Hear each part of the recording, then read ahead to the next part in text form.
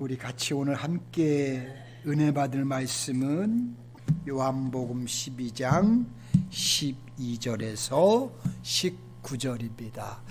그 이튿날의 명절에 온 큰 무리가 예수께서 예루살렘으로 오신다는 것을 듣고 종려나무 가지를 가지고 맞으러 나가 외치되 호산나 찬송하리로다 주의 이름으로 오시는 이 곧 이스라엘의 왕이여 왕이시여 하더라.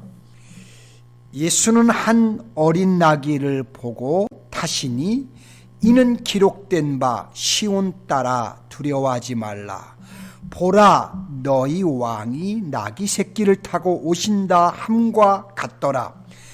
제자들은 처음에 이 일을 깨닫지 못하다가 예수께서 영광을 얻으신 후에야 이것이 예수께 대하여 기록된 것임과 사람들이 예수께 이같이 한 것임이 생각났더라. 나사로를 무덤에서 불러내어 죽은 자 가운데서 살리실 때에 함께 있던 무리가 증언한지라. 이에 무리가 예수를 맞으면 이 표적 행하심을 들었음이로라. 바리새인들이 서로 말하되 볼지어다 너희 하는 일이 쓸데없다. 보라 온 세상이 그를 따르는도다 하니라. 아멘. 자, 오늘은 본문 말씀을 가지고 어린 나귀를 타신 예수님을 또 살펴보시면서 같이 은혜를 나누겠습니다. 오늘 우리가 읽은 본문 말씀에 보시면 예수님께서는 어린 나귀를 타시고 예루살렘 성으로 들어가시는 모습을 볼 수가 있습니다. 하나님께서는 어린 나귀를 타고 예루살렘으로 들어가시는 그 예수님을 가르치시면서 그분만이 인류가 기다리는 진정한 왕이라고 선언해 주셨습니다. 그렇습니다. 우리 예수님만이 우리의 진정한 왕이십니다. 아멘. 자, 그 당시에 세계 최고의 강대국은 로마였습니다. 예루살렘에는 로마 정부가 파송한 총독 빌라도를 비롯해서 많은 지도자들이 그곳에 와서 거주하고 있었습니다. 자, 그렇다면 여러분 한번 상상해 보십시오. 총독이었던 빌라도가 부하로부터 예수라는 사람이 지금 어린 나귀 새끼를 타고 예루살렘 성으로 들어오는데 모든 백성이 그분을 향해서 호산나 이스라엘의 왕이요 라고 외치고 있습니다 라는 이런 보고를 그가 분명히 받았을 겁니다. 자, 아마도 이 보고를 받은 빌라도는 너무나도 터무니없는 이야기에 웃지 않을 수 없었을 겁니다. 아니, 어린 나귀 새끼를 타고 들어오는 주제에 지가 왕이라고? 여러분, 이게 얼마나 우스꽝스러운 이야기입니까? 상식적으로 생각을 해도 누가 어린 나귀 새끼를 타고 들어가는 그분을 인류가 기다리는 왕이요 구원자라고 생각을 하겠습니까? 하지만 그러나 하나님께서는 엄숙하게 선언하십니다. 예수님만이 진정한 왕이요 인류의 구원자라고 선포하셨습니다. 아멘. 여러분은 우리 예수님만이 진정한 왕이시고 우리의 구원자라고 확신하십니까? 아멘. 첫 번째, 나귀를 타신 예수님 어린 왕을 한번 보겠습니다. 예수님께서는 배단위 나사로의 집에 조용히 하루를 쉬시고 이제 그 다음날 한 가지 중대한 결심을 하시는데 나귀를 타고 예루살렘으로 입성해야 되겠다고 마음에 결심을 하셨습니다. 그래서 두 제자를 보내 나귀를 구해 오도록 했습니다. 마태복음에는 이에 관한 이야기가 자세하게 기록이 되어 있습니다. 두 제자가 나귀를 끌고 오자 제자들은 나귀 새끼 위에 자기들의 겉옷을 이제 얹고 그곳에 예수님을 올라앉게 했습니다. 자, 그런 다음 예수님이 예루살렘으로 들어가시는 길에 자기들의 옷을 펴기도 하고 종려나무의 가지를 흔들기도 하면서 호산나 호산나 찬송하리로다 주의 이름으로 오시니 이 곧 이스라엘 왕이시여 라고 하면서 그렇게 소리를 질렀습니다. 자, 그 무렵에 예루살렘에는 유월절을 지키기 위해서 유대 나라의 온 사방으로부터 시작해서 세계 도처에서 수많은 사람들이 그곳에 와 있었습니다. 그 사람들은 예수님께서 어린 나귀를 타고 성으로 들어오신다는 말을 듣고 너나 없이 그곳으로 달려나갔습니다. 예수님께서 죽은 지 나흘이나 되는 나사로를 다시 살리셨다는 그 충격적인 소식이 이미 세간에 널리 퍼져 있었기 때문에 예수님이 나귀를 타고 예루살렘에 오신다는 말에 호기심 반 또는 흥분 반으로 그들이 모두가 달려나간 것입니다. 그리고 제자들이 호산나 이스라엘의 왕이여 하며 외치는 소리를 듣고는 함께 떠들면서 그들도 호산나 이스라엘의 왕이여 하며 같이 소리를 질렀습니다. 자, 종려나무는 평화를 상징하는 나무입니다. 그리고 호산나는 주여 우리를 구원하소서라는 뜻입니다. 거리로 달려나온 모든 사람들이 예수님을 바라보면서 이제 자기들에게 진정한 평화를 안겨주실 분으로 자기들을 구원해 주실 분으로 그들은 기대를 했던 것입니다. 자, 그러므로 우리 노스캐롤라이나 한인교회 성도님들도 우리 예수님을 대할 때마다 나에게 구원을 베풀어 주시며 평강을 주시며 우리를 나를 구원해 주실 구세주로 우리도 그렇게 우리 주님을 받아들이실 수 있기를 축복합니다. 두 번째는 우리 예수님은 겸손하신 왕이셨습니다. 자, 우리 사랑하는 노스캐롤라이나 한인교회 성도 여러분, 우리 예수님은 정말 어떤 왕이셨을까요?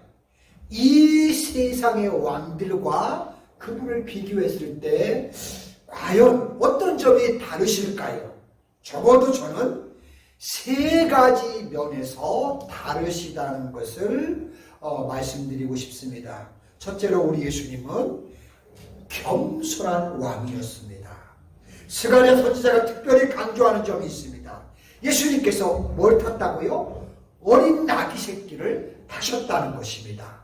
스가랴 9장 9절을 다시 한번 제가 볼게요. 보라, 내 왕인 내게 임하시나니 그는 공의로우시며 구원을 베푸시며 겸손하여 나귀를 타시니 나귀의 작은 것 곧 나귀 새끼니라고 했습니다.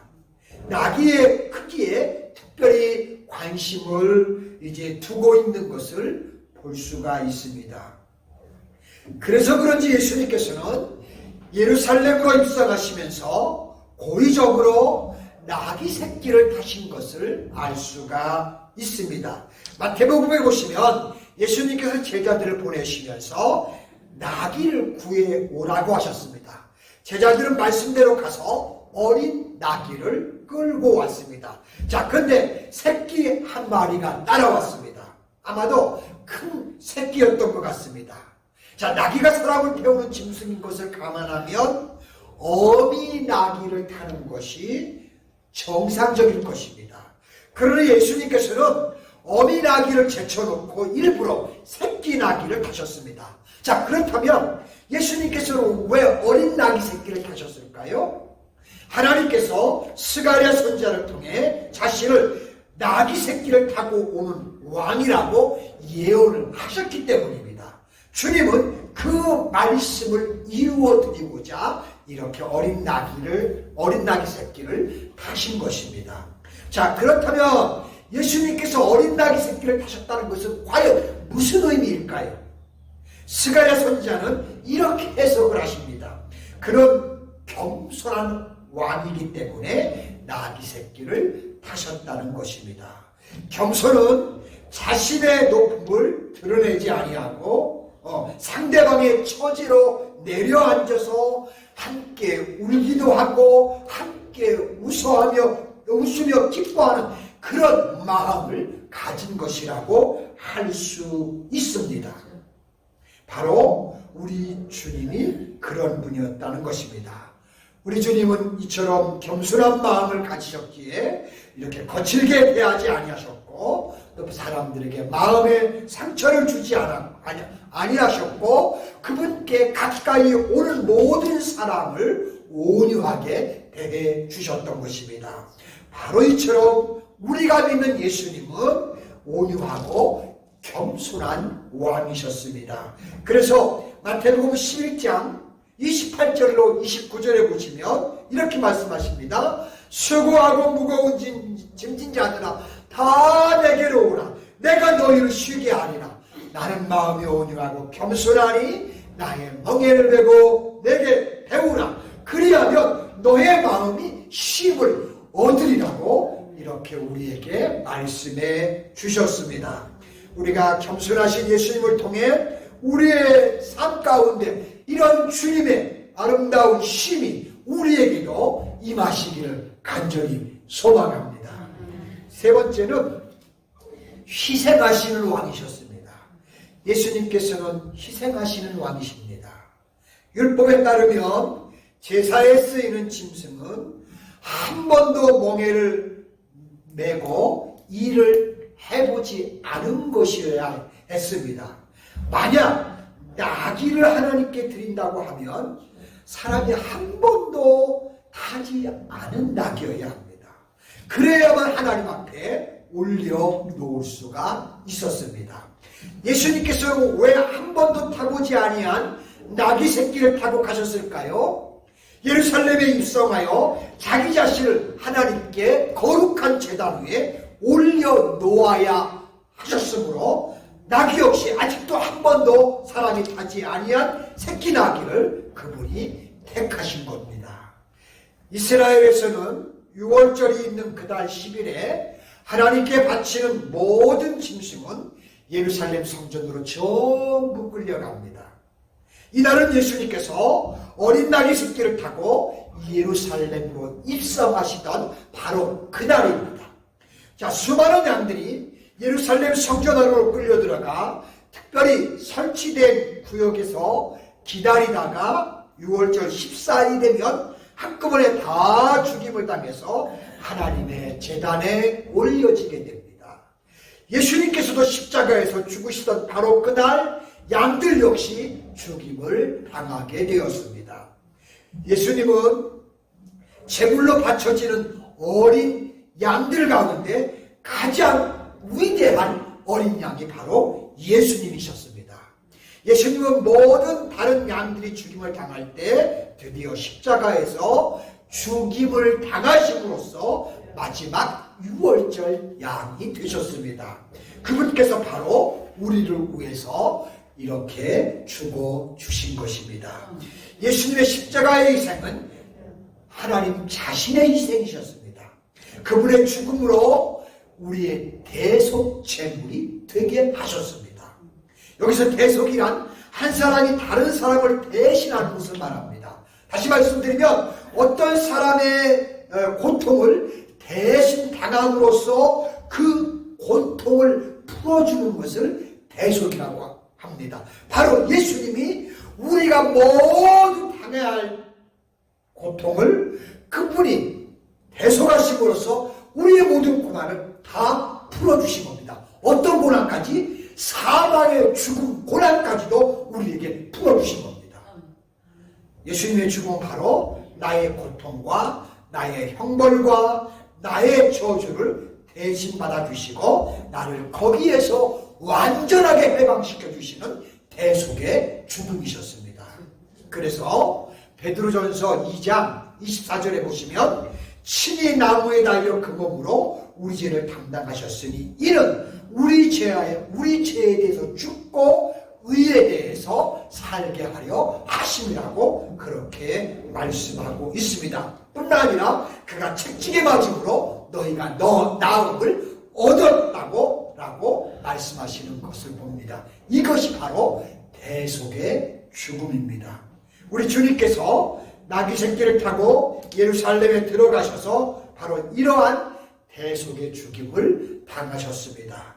자기를 희생시켜 주시는 이 주님을 만나서 그분으로 인해 저와 여러분이 우리가 성령 안에서 참 자유함을 누리게 된 것입니다. 할렐루야. 아멘. 마지막으로 네 번째는 우리에게 구원을 주시는 왕이십니다. 예수님 우리에게 구원을 주시는 왕입니다. 나귀 새끼를 타시고 예루살렘에 들어가신 것은 그분이 세상을 구원하시기 위해서입니다. 24절을 보십시오. 내가 진실로 진실로 너희에게 이르노니 한 알의 밀알이 땅에 떨어져 죽지 아니하면 한 알 그대로 있고 죽으면 많은 열매를 맺느니라고 하신 것처럼 한 알이 누구일까요? 바로 우리 예수님이십니다. 예수님이 죽으시면 많은 열매를 맺는다고 하셨습니다. 그 많은 열매가 무엇입니까? 바로 이 세상의 구원입니다. 이 세상에서 하나님 없이 영원한 저주를 받고 멸망으로 치닫고 있는 수많은 사람들을 구원하시는 것, 그것이 그분이 나귀를 타고 입성하셨던 그분의 목적이셨습니다. 32절에 보시면 내가 땅에서 들리면 모든 사람을 내게로 이끌겠노라 라고 하십니다. 내가 누구입니까? 바로 예수님이십니다. 예수님이 땅에서 들리며 이라는 말은 십자가에 높이 달리며 또한 그리고 승천하며 이라는 의미가 담겨 있습니다. 십자가에 죽으셨다가 부활하셔서 승천하시는 그날에 세계 모든 사람들을, 온 민족을, 온 세상을 자기에게로 이끄시겠다고, 구원하시겠다고 하시는 것이었습니다. 실제로 예수님은 그렇게 십자가에서 그것을 완성하셨습니다. 그러시면서 죽으시면서 뭐라고 하십니까? 마지막 말은 다 이루었다라고 그래서 그분이 감히 그렇게 선포하시는 것입니다. 노스캐롤라이나 우리 한인교회 성도 여러분, 계시록 21장 3절로 4절을 한번 제가 봅니다. 내가 들으니 보좌에서 큰 음성이 나서 이르되 보라 하나님의 장막이 사람들과 함께 있으며 하나님이 그들과 함께 계시니 그들은 하나님의 백성들이 되고, 즉 그들이 누구예요? 저와 여러분들입니다.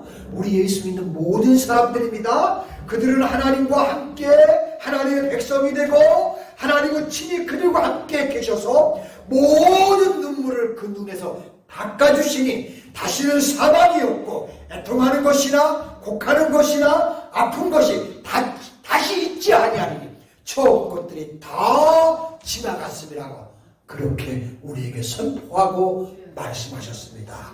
아멘. 여러분, 누가 이런 영원한 행복한 낙원을 우리에게 가져다 줄 수 있겠습니까? 예수님밖에 없습니다. 그분의 구원은 완전한 구원입니다. 어린 나귀 새끼를 타고 예루살렘에 입성하시던 그 예수님이 우리를 이렇게 완전하게 구원해 주셨습니다. 이 주님께 우리 하나님께 또한 우리 모두 영광을 돌릴 수 있는 그런 뜻깊은 고난주간 되시기를 주님의 이름으로 축복합니다. 아멘. 기도합니다. 하나님 아버지 고맙고 감사합니다. 이제 어린 나귀를 타시고 예루살렘 성으로 입성하셔서 우리의 죄를 친히 담당해 주시고 우리의 모든 고난을 짊어져 주시고 우리를 고통 가운데서 죄 가운데서 죽음 가운데서 우리를 해방시켜 주시고 영원한 하나님의 나라의 백성이 되게 하며 그 구원의 자리에 우리가 있도록 이렇게 고통당하시고 인도해 주신 우리 주님, 그 주님을 찬양합니다. 그 주님이 있기에 내가 하늘에 소망이 있고 그 주님이 있기에 영원한 영생이 나에게도 보장되었음을 주께 감사드리고 영광 돌리고, 주님이 이렇게 우리를 위해 사신 이 십자가, 이것을 늘 가슴에 담고, 이것 때문에 내가 하나님 나라에 거하게 되고, 이것 때문에 내가 영원히 하나님과 천국에서 영생한다는 이 놀라운 것, 이 사실을 늘 기억하며 감사하면서, 아버지 하나님, 남은 생에 더 주님과 가까이 기쁘게 섬기면서 우리의 삶을 살아갈 수 있도록 축복해 주시옵소서. 감사를 드리고 예수님의 거룩하신 이름으로 기도드리옵나이다. 아멘.